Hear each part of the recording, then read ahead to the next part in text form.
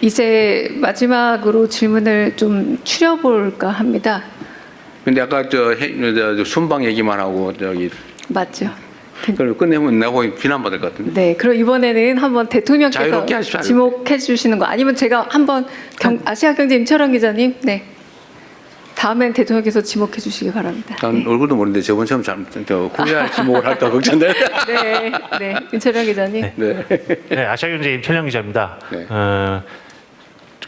선방가 계시던 동안 계속해서 벌어진 선관위 투표용지 부족 사태 관련해서 좀 질문을 드릴 텐데요. 아, 네.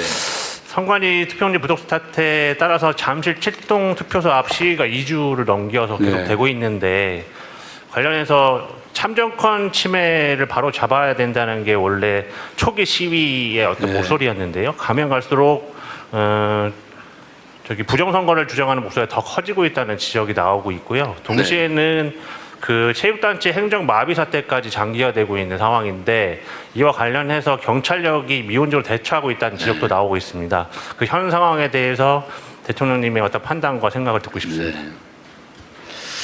사실 전에도 한번 말씀드렸는데 우리 청년들, 젊은이들이 국민의 참정권 문제에 또는 투표 기회 박탈에 대해서 이렇게 매우 민감한 반응을 보이고 또 행동으로 그걸 지키기 위해서 노력하는 걸 보고 저 사실은 약간 놀라웠습니다. 우리보다 더 낫구나, 기성세대보다. 우리는 되게 이해관계 때문에 많이 싸우는데 매우 이기적이고 또 세상의 정의와 공정 질서에 무관심하다고 선입관을 가졌던 청년들이 오히려 우리가 무관심하거나 아니면 관심의 비중이 좀 적다고 판단되는 이 영역에 이와 같이 문제를 제기하고 행동까지 하는 점 보고 우리와는 다른 세대구나 라는 생각을 하게 됐어요. 그래서 매우 감사하게 생각한다 이 말씀을 한번 드렸습니다. 선관위 문제는 사실 참 황당하죠. 제 입장에서도 선관위 좀 문제다 이렇게 생각을 하긴 하지만 평소에도 근데 뭐 아무런 우리가 통제, 감시, 견제 권한이 없어요. 하다못해 선관위원장에 대한 형식적 임명권조차도 없어요. 스스로 자기들끼리 돌아가면서 뽑게 돼 있어요.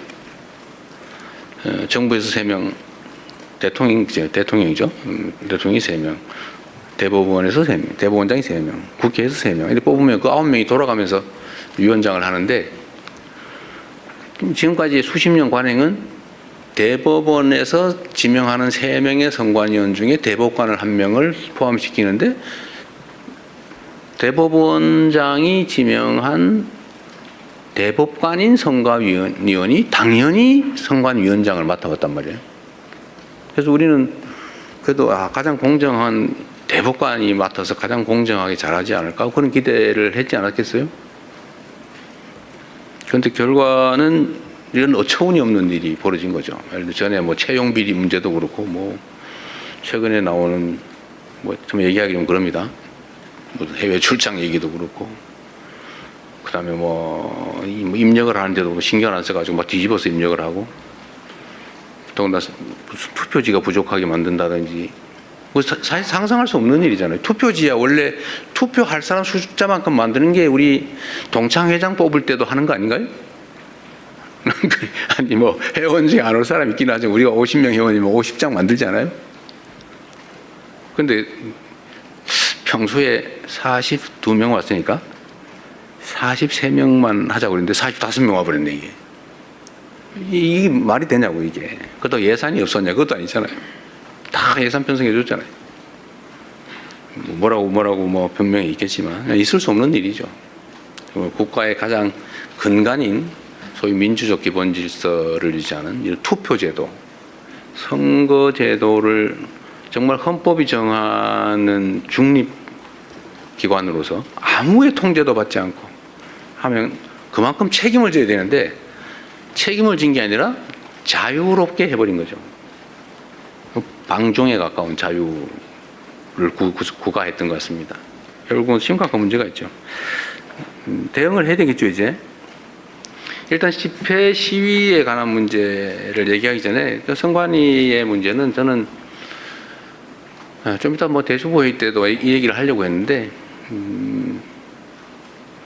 법 제도들을 좀 최대한 고쳐보고 최소한 외부의 감시 견제가 어느 정도 가능해야 되지 않냐.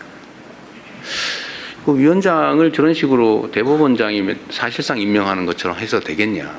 또 비상임으로 해가지고 뭐 선거날도 제대로 출근을 안 했다는 얘기가 있던데 그렇게 하면 되겠냐. 그래서 감시 견제 통제를 적정하게 해야 되지 않을까. 이를 위한 법제도 정비가 필요하겠다는 생각을 하고, 두 번째는 헌법이 너무 명징하게 독립기관으로 해놨기 때문에 무슨 감시 통제 견제 법제도를 만들기 위헌 판결을 받을 가능성이 많다.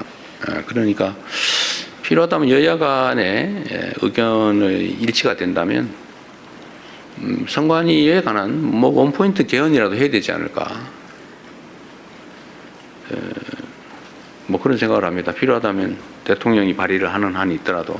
근데 문제는 이게 정치권의 책임성에 관한 것인데 진심으로 이 문제를 해결하기 위한 것인지 아니면 이걸 이용해서 정치 공세를 하고 뒤로 빠지려고 하는 건지를 알기가 어려운 상황이어서 정치권이 좀 진지한 논의를 촉구하고 정치권에서 논의되는 걸 봐가면서 우리 정부도 입장을 정하겠습니다. 어쨌든 근본적인 개혁이 필요한 건 확실합니다. 이런 상태로 갈 수는 없어요. 시위에 관한 문제, 시위 자체는 참정권 확보를 위한 시위 자체를 비난하거나 그래서는 안 되죠. 오히려 보호해야 되겠죠. 근데 이 공간을 활용해가지고 전혀 엉뚱한 허위사실을 공표하면서 가짜뉴스를 남발해서 사회 혼란을 획책을 한다든지 또는 뭐 무슨 산적도 아니면서 지나가는 사람은 검문검색을 한다든지 소위 주머니를 털거나 이러면 안 되잖아요. 원래 산적이 하는 일이죠, 그게. 아무거나 놓으면 산 고개 마루 장악하고 지나가는 사람 주머니 털어가지고 검사하고 10% 띄고 보내고 이러는 거 있잖아요. 이게 산적이 하는 짓이지. 이런 짓 하면 안 되죠. 또는 뭐 그 숫자 많다고 출입을 막아가지고 남의 중요한 일을 못하게 막는다든지 이건 업무방해거든요. 위력에 의한 업무방해, 중대범죄 중에 하나죠. 하여튼 이런 행위에 대해서는 제가 엄정하게 수사하고 책임을 묻도록 지시했습니다. 이런 것까지 방치하면 안 되죠. 이런 구분을 좀 해야 되겠다.